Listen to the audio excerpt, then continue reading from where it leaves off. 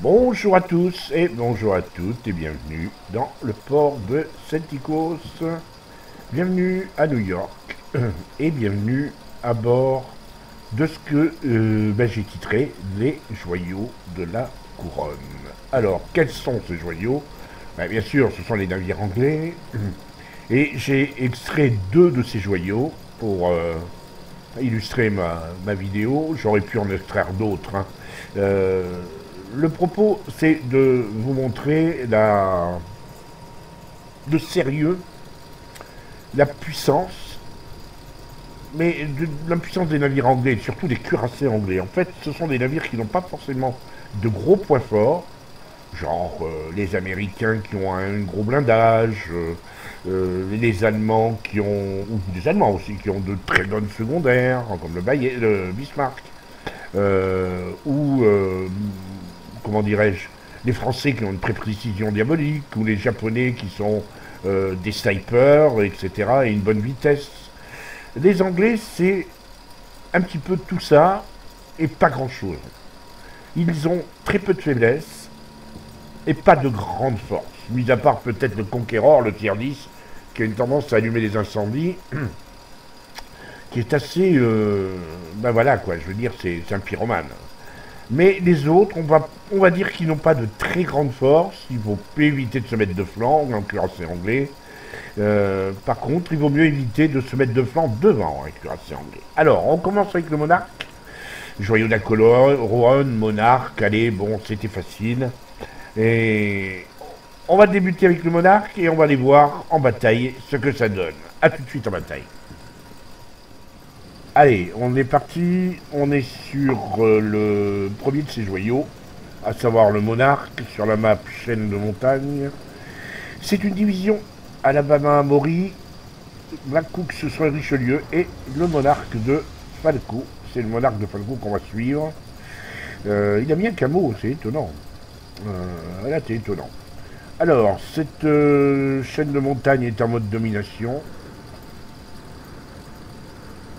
C'est comme il se doit une bataille tiers 10. Il n'y a que 3 tiers 10. Essentiellement, quelques tiers 9. Sont essentiellement des tiers 8 qui vont en découdre. Il faudra quand même se méfier des Yamato, du Des-Moines. Alors, ouais.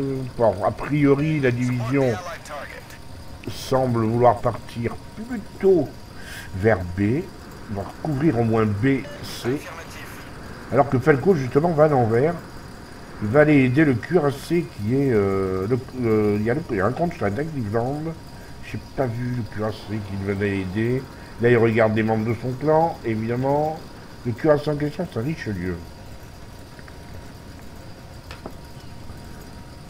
Non, il ne va pas aider le Richelieu, il tourne et il va se mettre de telle manière à ce que son flanc bâbord soit protégé par l'île.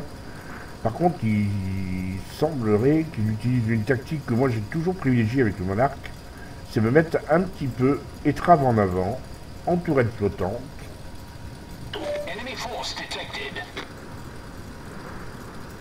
Et ben non, encore une fois, il ne le fait pas, il va suivre son équipe.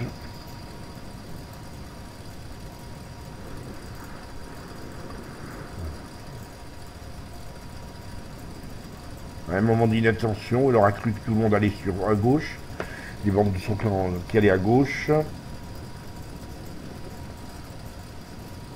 Il veille bien avoir une course très très latérale pour éviter de se rapprocher trop et être focus par le destroyer qui est dans B, qui conteste le cap de B au Kid. Et on peut s'attendre à ce qu'il s'apprête à tirer dès qu'il aura une solution de tir sur le DD éventuellement.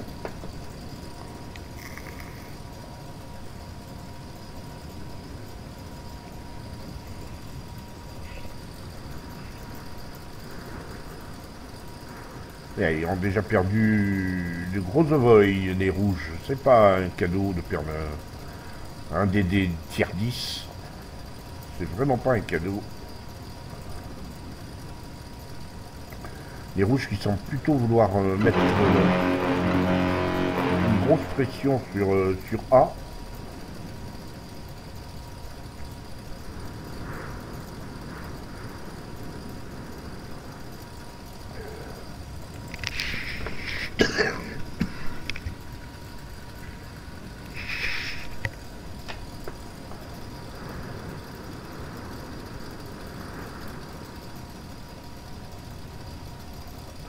Long moment de tranquillité où les 3 membres du clan ont plutôt tendance à vouloir privilégier la sécurité. Ils veulent éviter d'être vus trop rapidement. Voilà, là il est repéré. Il y a de bonnes chances que le DD soit dans... C'est soit le DD de B qui l'ait vu.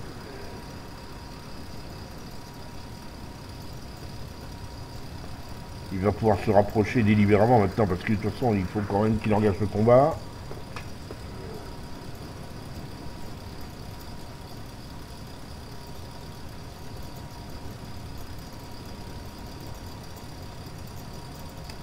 Ah, Yamato vient de dépoper un Cleveland, leur Cleveland.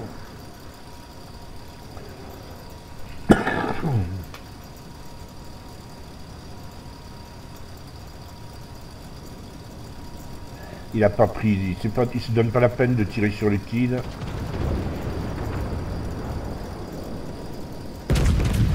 Il tire plutôt sur le Donskoy. Alors, je vais peut-être lui rendre la main, qu'on voie un petit peu comment quelle cible il sélectionne. Ce sera plus pratique pour nous.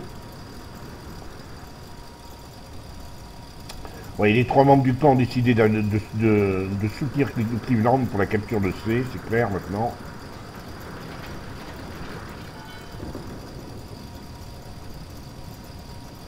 Et ils y vont maintenant royalement. Le Yamato rouge continue à se faire plaisir, parce qu'il vient de faire son 2e kill. 2 croiseurs, hein, d'un coup.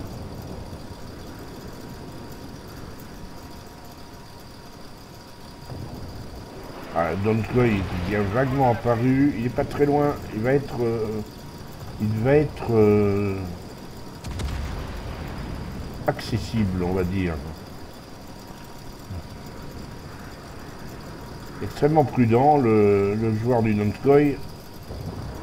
On ne peut pas en dire autant du Monarque rouge qui broadside complètement. Là, le Donskoy, il risque de prendre très cher, parce que là, il y a une jolie courbe, boum, boum, boum. Et ben c'est bien, un joli 9000 pour commencer. Ouais, le Donskoy qui tient un peu trop de flanc.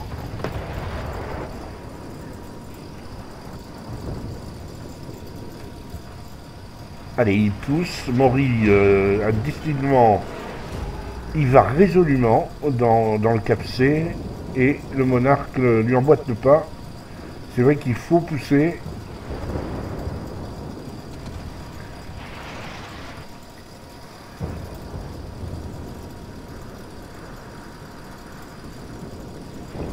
D'autant que... Ah, ils ont sorti le monarque rouge qu'on vient de voir. Là. Son tir a sorti de Neptune.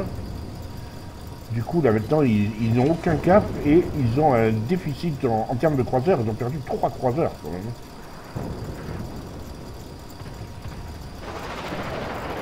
Donc Mori rentre, ça y est, il conteste le cap.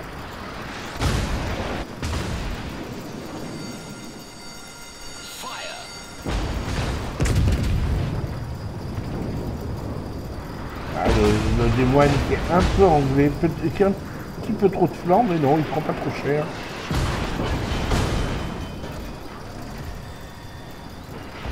Mori s'est caché derrière l'île, mais il n'y a plus que le Donskoy pour lui tirer dessus, mais ça reste quand même ennuyeux.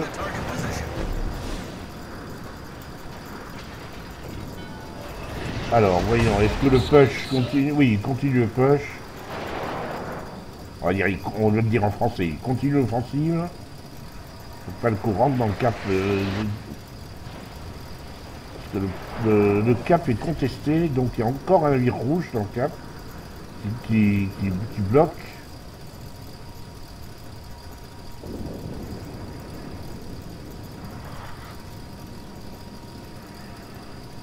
C'est Donskoy.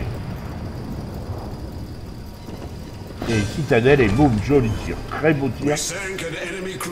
Là, ça y est, ils ont réussi, joli. Et il y en a un qui est en train de lui dire fuck you bastard. Serait-ce que le Donskoy n'a pas aimé qu'on sorte. Ouais, c'est ça. Le mec est de flanc, il se prend une citadelle et il insulte l'ennemi. C'est logique. C'est vrai que l'ennemi devrait se sentir honteux de l'avoir coulé. En tout cas, résolument. Voilà, Falco va maintenant se protéger derrière l'île. Il faut qu'il capte. Et les 3 membres du clan vont rentrer dans le cap. Black Ops n'est pas tout à fait dedans.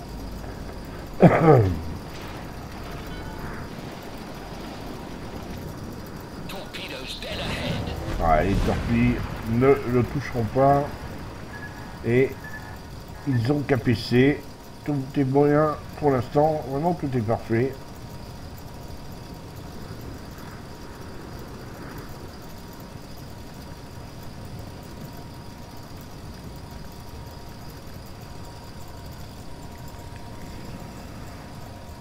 Par contre, il va falloir qu'il se méfie parce qu'il est en train de se montrer broadside face à un cuirassé rouge.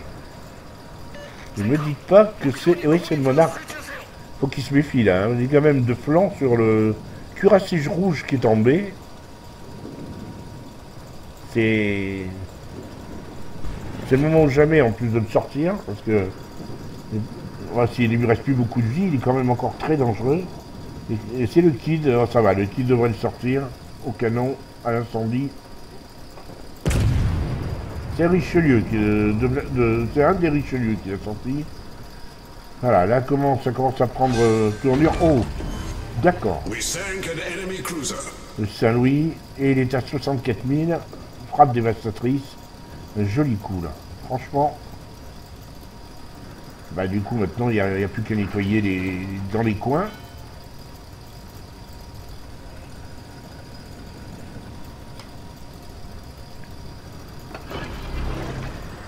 C'est pas encore suffisant pour que cette partie soit, comment dirais-je, mémorable.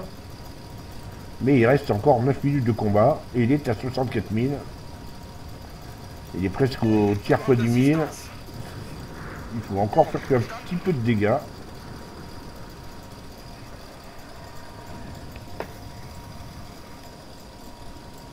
À toutes les forces présentes, couvrez cette cible.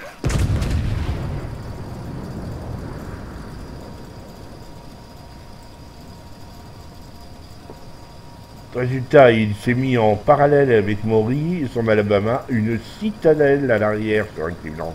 C'est Gally Cleveland qui doit être content. Oui. Et Black Ops, lui, assure les arrières de Falco et de Maury en allant chercher celui qui tire sur Falco. En fait. Ça doit être le démoine qui lui enlève des sacrées chouquettes quand même hein, à l'arrière.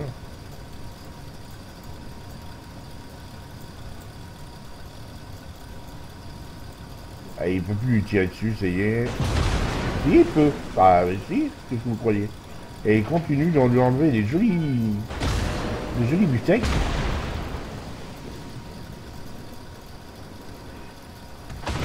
Faut vraiment que Black Ops aille les chercher parce que il est en train de se faire enlever morceau par morceau et il fait très très mal. Hein.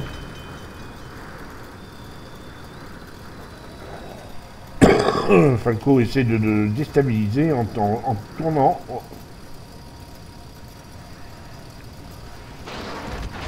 voyez, là, c'était pas du luxe, hein. Le tir était encore bien. Mais maintenant, ça y est, il est repéré, donc l'autre va continuer à le tirer dessus. Ça aurait été mieux que Black Ops, on regarde sur le minimap, il a une course, ouais, il s'éloigne, il aurait dû aller le chercher. Et là, il a porté, ouais, il est à la limite de la portée, je pense, du démoine. C'est le démoine, ça. Et le Yamato fait son 3e kill.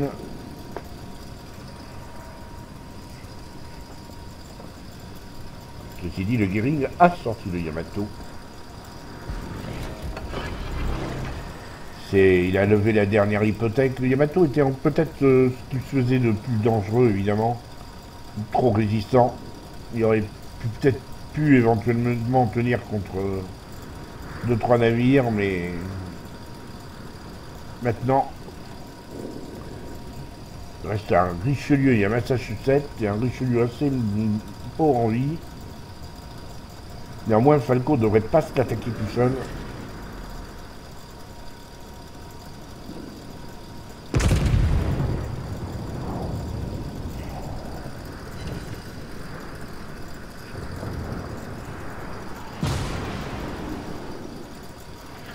Ouais, on voit là-bas le des moines qui est complètement isolé, mais qui va aller chercher C.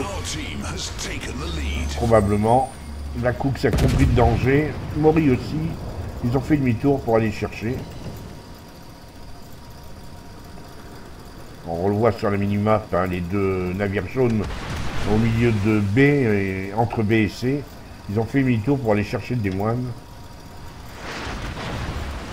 Des moines qui, décidément, veulent absolument la peau du monarque. Et qui tirent terriblement bien. Hein.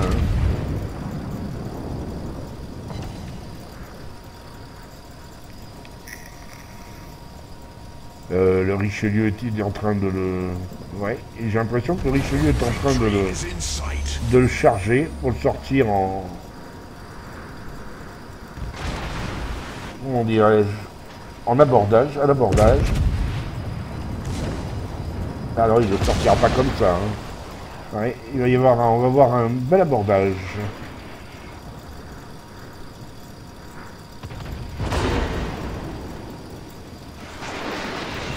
Ouais. Boum. Il aura fait ses 3 kills. Ah, il a le logo des Bulls de Chicago.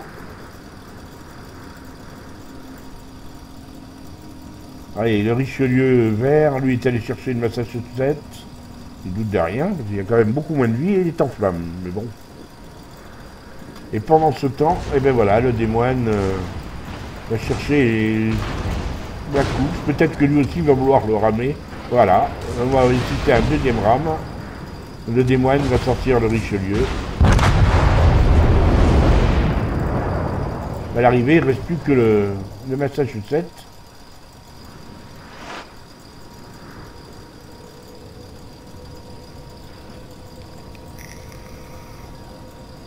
Le Kid, lui, devrait aller chercher le cap et la cause est entendue, bien sûr.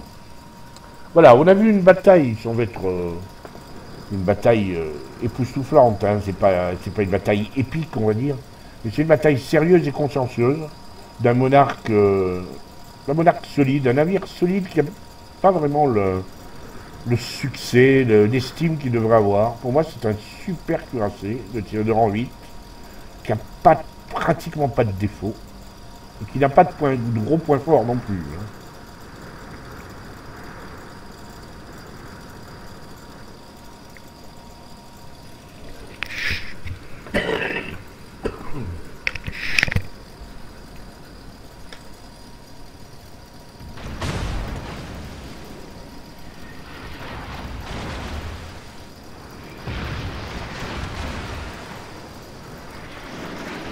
Alors évidemment, ils sont 2 croiseurs, plus le Richelieu.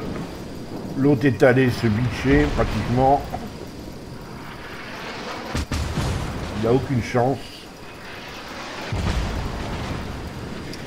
Les 2 croiseurs qui restent, c'est un Hindenburg et un Cleveland. On sait bien que ça arrose à l'incendiaire.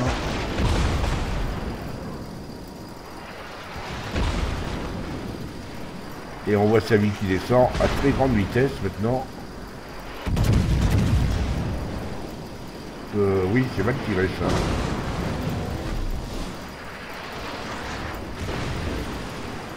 Allez. Attention, fin de la game. Voilà. On a vu une bataille. Alors, encore une fois, c'est pas. J'ai déjà vu des batailles en monarque nettement plus épiques. badass, exceptionnelle. Mais j'ai voulu surtout montrer une partie particulièrement, comment je vais dire, sérieuse. On a vu un petit peu, illustrer un petit peu toutes les forces et les faiblesses des navires anglais, en fait. On a vu qu'ils résistaient pas trop mal. Mais en même temps que, bon, ben voilà, quoi, un des moines était capable de débiter en petits morceaux comment dirais-je, était capable de débiter un monarque en petits morceaux, au point que ça l'a tellement affaibli qu'il a fini par être coulé par le Richelieu. Mais bon, mais c'est le Richelieu l'a quand même ramé, donc même s'il avait eu beaucoup plus de vie, le monarque aurait été coulé. Néanmoins, à 1 contre 1, tel qu'il restait de point de vue au Richelieu aurait probablement pu sortir le monarque, hein, malgré tout. Allez, on passe aux écrans de bataille. Alors, ces écrans, 4223 points d'XP, 212 XP de libre, frappe dévastatrice en achievement, 106 000 de dégâts, ce qui est tout à fait convenable, 4 citadelles, une aide à la capture, 3 navires détruits. Il finit premier très nettement devant le Goering, avec 2080 points de vie, 2080 points d'XP de base, ce qui est quand même conséquent pour un navire tier 8. Je rappelle qu'il y avait des tier 9 et des tier 10 dans son équipe. Hein. En ce qui concerne la distance parcourue, c'est 49 km, c'est-à-dire que c'est assez bien, il a quand même pas mal bougé. Il n'a pas tanké tant que ça, 796 000. Monarch peut tanker beaucoup plus.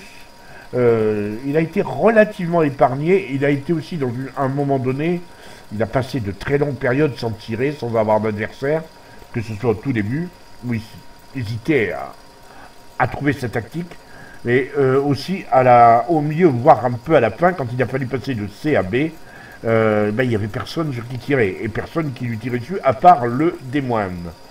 84 000 de dégâts à la paix. Vous voyez qu'il a pratiquement, il n'a pas du tout utilisé ses HE. Et en éperonnage, il a fait 21 000 de dégâts. Voilà pour cette bataille. Et on va enchaîner avec le deuxième joyau. Et j'ai choisi un navire de rang inférieur. On va vous le montrer. Voilà, il s'agit du Duke of York. Alors, encore une fois, on va en parler un tout petit peu. Voilà, nous allons passer maintenant sur le Duke of York. Alors, le Duke of York, cuirassé de rang 7, premium, qui est l'équivalent du King George V. Il n'y a pas énormément de différence entre le Duke et le King George V, son sister ship qui appartient à l'arbre technologique. Voilà, le King George V.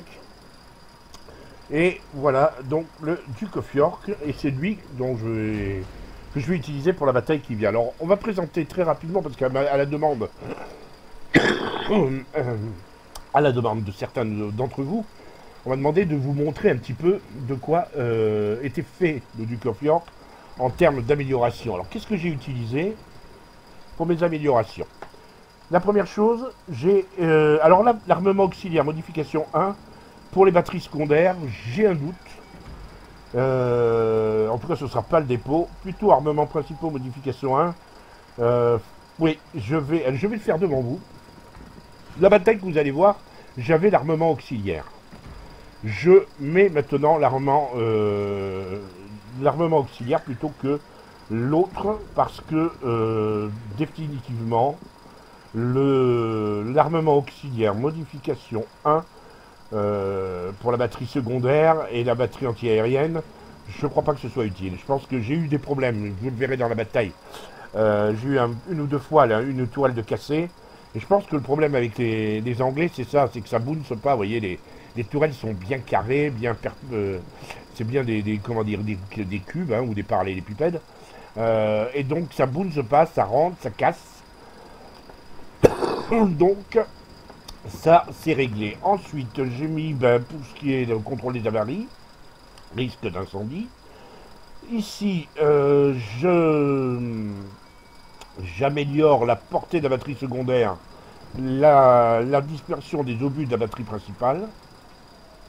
Et enfin, tout ce qui est résistance au feu, encore une fois, parce que c'est un cuirassé, et le feu, c'est le mal pour les cuirassés. Donc, on en vient au commandant. Le commandant, c'est un commandant 12 points. Et j'ai 3 points de base. Alors, est-ce que je peux les utiliser pour aller chercher le 4e point? Ce serait très bien. Non, je ne veux pas utiliser. Donc, 12 points. Donc, voilà, je vous laisse regarder. Hein. Je lui ai mis l'alerte de tir en approche. La rotation des tourelles, parce que pour moi, même si les tourelles du Duc sont un peu plus rapides que celles du Warspite, ça reste pas assez rapide à mon goût. L'expert en capacité de survie, évidemment le surintendant, qui pour moi est une des priorités à mettre sur un cuirassé, comme dans certains navires, hein, style destroyer, mais bon, pour le cuirassé, le surintendant, c'est nécessaire.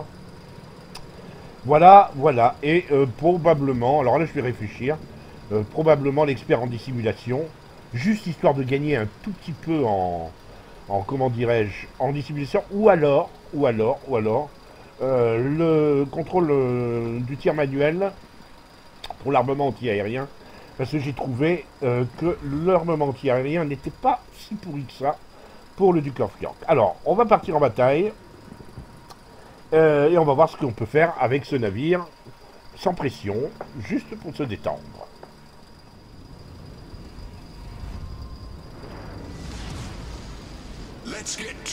Et voilà, on est parti, nous sommes sur la carte Destroyer.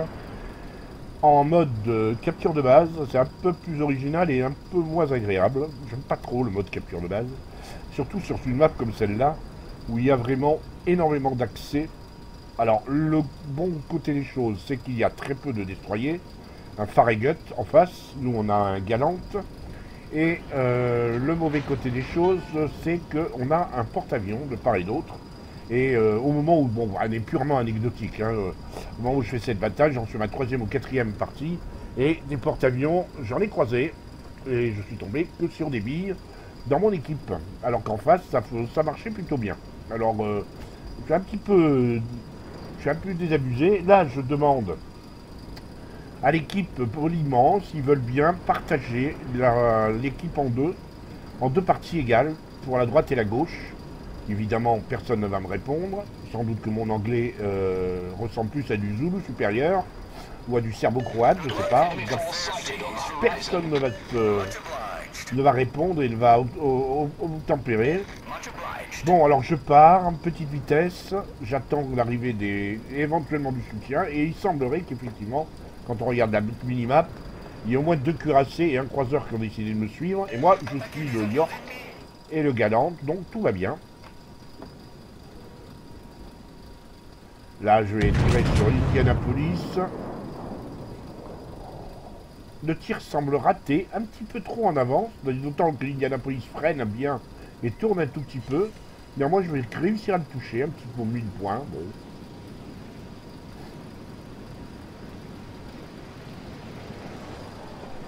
Bon. Là, du coin de l'œil, j'ai vu un Abluzzi qui essayait de passer au centre.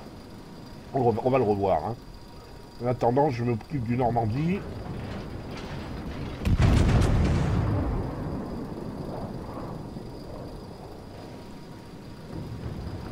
Et vous voyez que je me suis quasiment arrêté, je suis même en marche arrière. Voilà, un boost, alors qu'il est de flanc, joyeux. Le Farragut qui s'approche, mais bon, je vais le négliger. Il y a un Atlanta à côté de moi, hein, j'estime que c'est à lui de faire le job. Par contre, la Bruzzi, je l'attends au tournant. Et quand je dis que je l'attends au tournant, c'est pas une image, j'attends qu'il tourne tout simplement.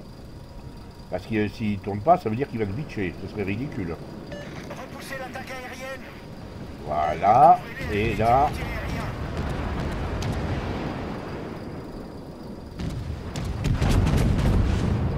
Un tir de toutes mes tourelles, il y en a bien une qui va faire du dégât, non? Boum, boum, et boum. 4 coups au but, une citadelle. 25 000 de dégâts. Merci, bonjour chez vous. Bien sûr, il y a une arme charitable qui va nous couler avant que j'ai le temps de recharger. Le monarque.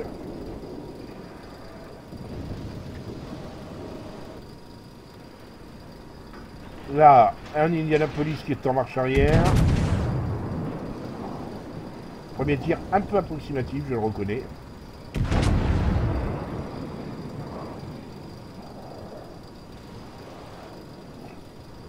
qui m'intéresse, c'est que le Normandie est tout simplement en train de nous charger, alors qu'on est quand même 3 cuirassés sur son chemin. Doute de rien, le gars. Finalement, il va renoncer. Donc, oui, voilà, il est en train de tourner. Le problème, c'est que j'ai le témoin de la montagne et je ne peux pas lui tirer dessus. Il a tiré de bord très vite. Alors, je vais lui tirer dessus parce que bon, qu'il soit pas venu pour rien, mais j'ai peu d'espoir sur ce tir.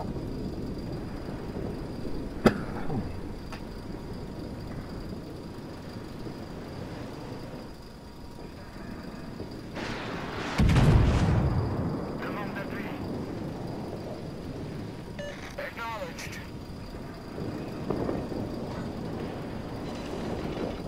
Acknowledged.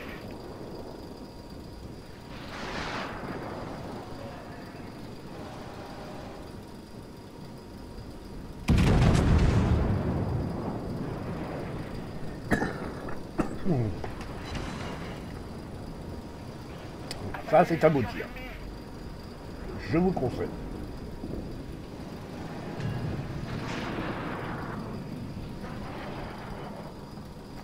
L'autre Indianapolis a décidé d'avancer. Les deux, d'ailleurs, ont décidé d'avancer. Alors, j'attends. Hein, parce que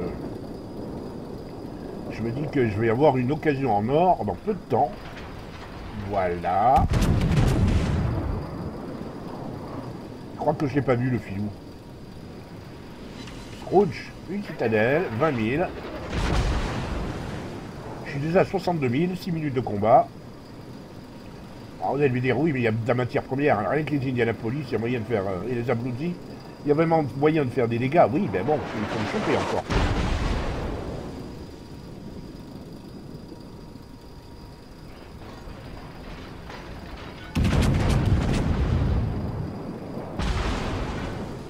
Ah, un tir assez sympa. Et citadelle à nouveau.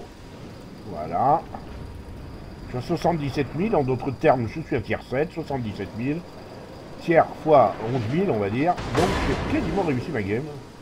Elle est plutôt bien, maintenant il n'y a plus qu'à gagner. Demande d'assistance. Pour que ce soit primé, en quelque sorte. J'aurais bien voulu finir cet Indianapolis. Mais il va mettre du temps à mourir. Il va être assez compliqué à choper.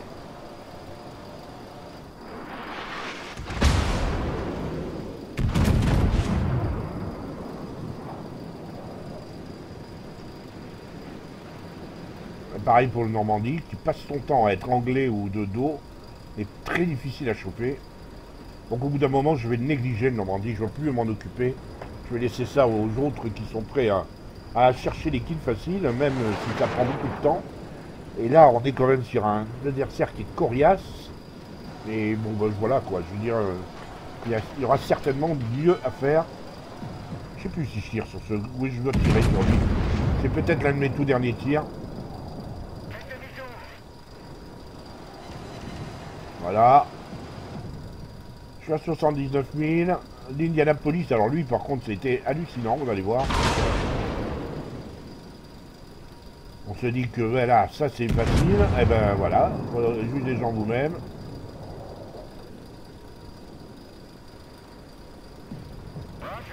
Ah, trollé par la dispersion de la tourelle arrière.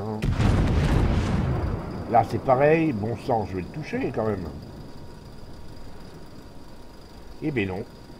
Mal visé. Tout y est passé. Hein. C'était pénible.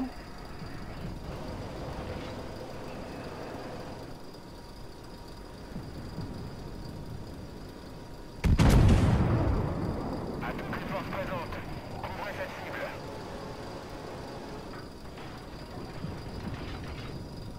Là, je tombe juste à côté. Je crois rêver. Franchement. Le Normandie est coulé par le Bayern. Tant qu'à moi, eh ben, il n'y a plus que 399 points. Je touche et je ne fais pas de dégâts. Voilà. J'aurais dû avoir mon kill. Là, j'ai touché, hein, mais pas de dégâts. Et avant, je décide que il y en a marre. C'est bon. Puis s'il veut pas mourir, il a qu'à s'enfuir. Il y a beaucoup plus grave, on est sensiblement, on n'est pas à égalité, hein, on mène 6 à 4. Le problème, c'est qu'ils ont gardé un grand nombre de cuirassés, on en a plus que 2, et que le cuirassé qui est derrière moi, enfin mon allié, le monarque, non, c'est pas le monarque, qui est avec moi, si, c'est le monarque. Oh, on va tourner. C'est le Bayern. C'est le Bayern qui est avec moi. Alain va bien jouer le coup parce que il me suit. Et moi j'ai décidé, à ce moment-là, je me dis, il me semble qu'il n'y a que 2 croiseurs pour protéger la base. Je vais retourner plutôt vers la base. Et puis je vais me donner le temps de voir ce que font les ennemis. S'ils retournent à leur base ou s'ils attaquent la nôtre. Donc là j'ai le temps de. Je leur laisse le temps en quelque sorte. Et d'ici là, je vais me mettre sur le tir pitch. Dès que j'ai quelques fenêtres de tir, pas facile hein, avec cette map, à cet endroit, d'avoir une fenêtre de tir.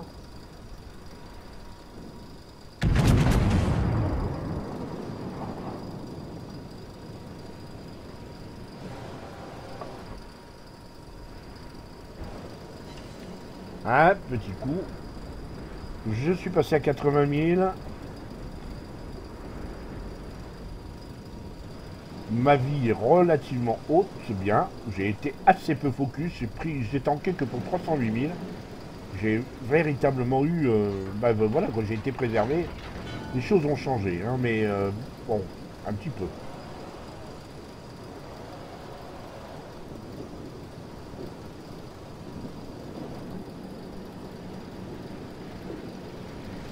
Et on continue, on attend. C'est comme d'habitude dans les batailles avec moi, il y a un long moment de croisière. Un peu inintéressant. Le tir-pitch reste bien caché derrière son truc. On a un Atlanta qui l'attaque, purement et simplement, à bout portant. C'est complètement crétin, il est à moins d'1 kilomètre. Il n'a aucune chance de s'en sortir, l'Atlanta.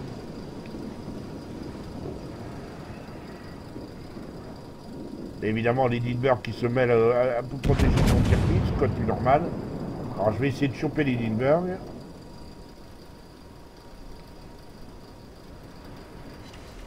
J'arrive quand même à lui enlever un petit 1000 parce qu'il a tourné assez vertement. Alors l'Atlanta a été coulé, bien sûr. Là, il y a quand même beaucoup de monde. Et c'est à mon tour de me présenter et d'être sous le feu potentiellement plus de circuit de l'Edinburgh. Plus du porte-avions, parce que ça, le coup, encore une fois, je suis tombé sur un porte-avions allié, protecteur, que j'ai appelé. En plus, on s'était mis ensemble, les 2 cuirassés. Et j'ai l'impression qu'il n'y a pas de chasseur, il n'y a plus de chasseur. De Lexington, résultat, j'ai pris très cher, pratiquement.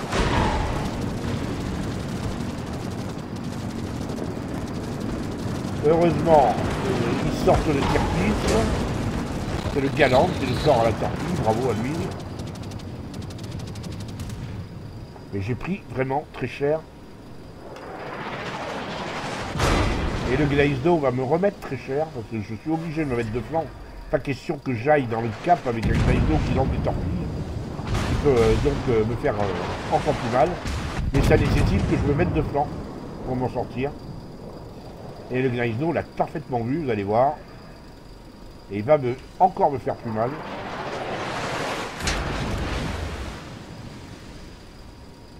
On va voir son départ de tir. Vous voyez, boum, le voilà. 4 buts. Et ma vie, paf, qui se réduit à 6000 points de vie. Donc je me carapate. En plus, j'ai une toile décassée. Pour à l'avant. Voilà, je suis sorti d'affaire. 1 minute 14 pour récupérer encore de la vie. Évidemment, aucun chasseur allié, donc ça veut dire qu'il n'en a plus. L'ennemi, lui, a préservé ses chasseurs.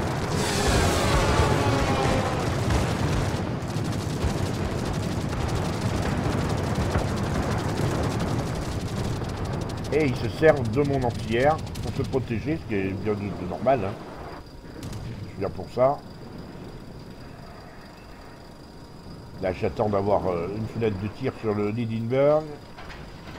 Tenter un tir difficile.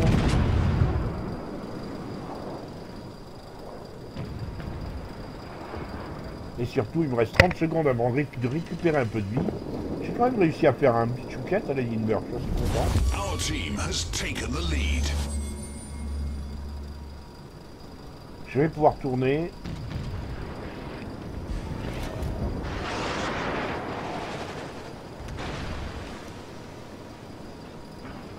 Et aller vers la base ennemie.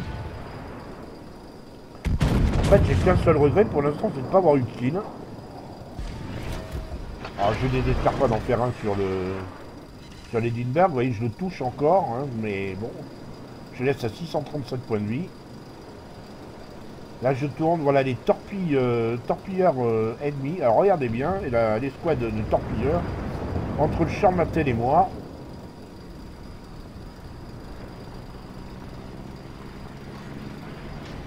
Je vais sélectionner, voilà, un avion de moins, c'est le Charles Martel, deux avions de moins, c'est encore le Charles Martel.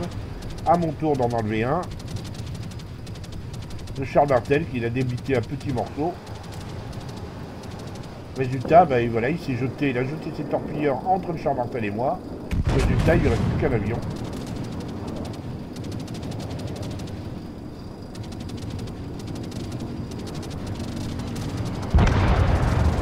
Moi j'ai repris un peu de vie. Je poursuis le Duke of York. La bataille est bien sûr gagnée. Je suis à 102 000 de dégâts, c'est plutôt sympa. Il n'y a rien d'exceptionnel, hein.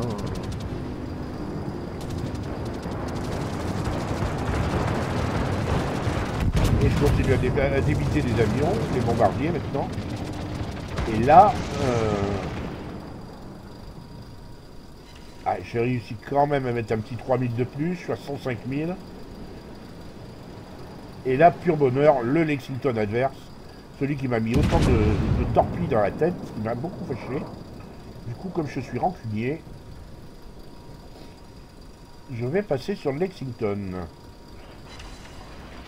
6000.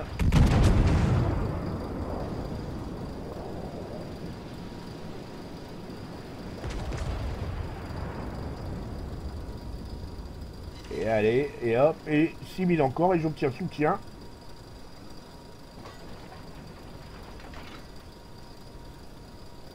Ah.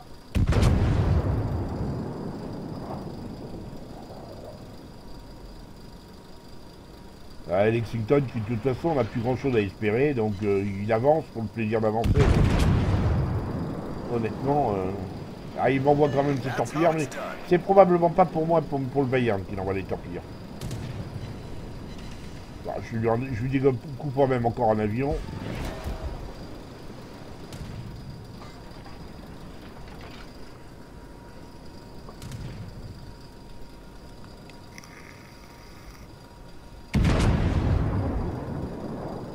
Allez, une double salve.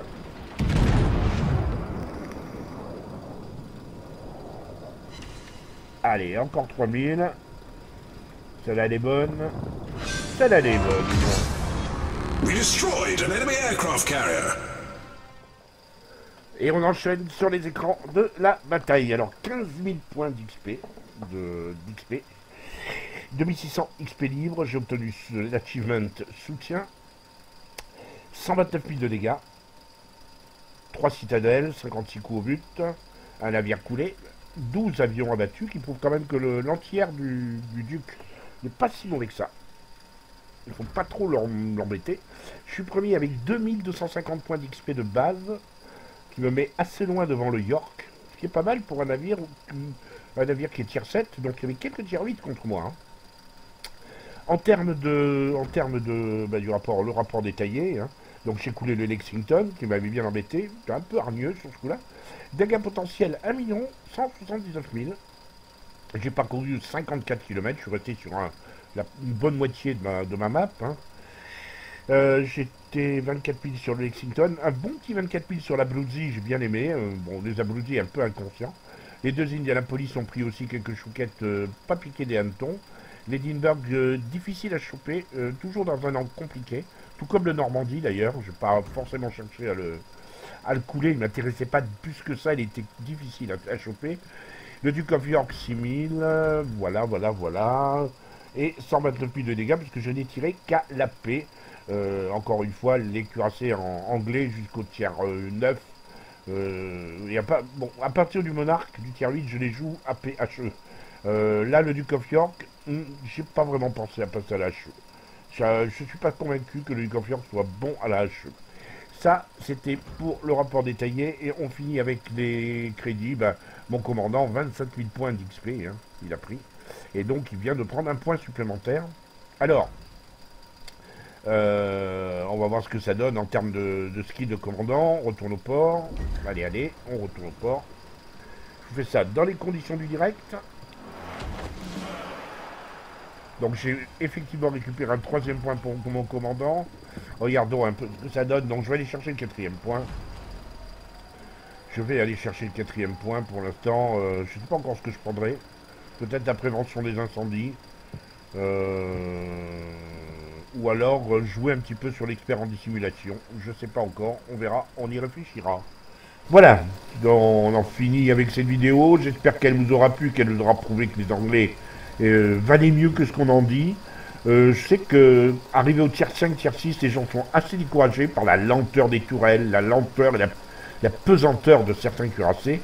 Ils vont pas jusqu'au tier 7, et c'est bien dommage, où la mentalité du cuirassé, son gameplay change, devient plus dynamique, et les navires sont beaucoup plus plaisants à jouer. J'espère que ça vous aura convaincu d'essayer de continuer sur les cuirassés anglais, qui sont parfois plutôt sympas à jouer. Et je vous donne rendez-vous pour une autre vidéo, si vous le voulez bien.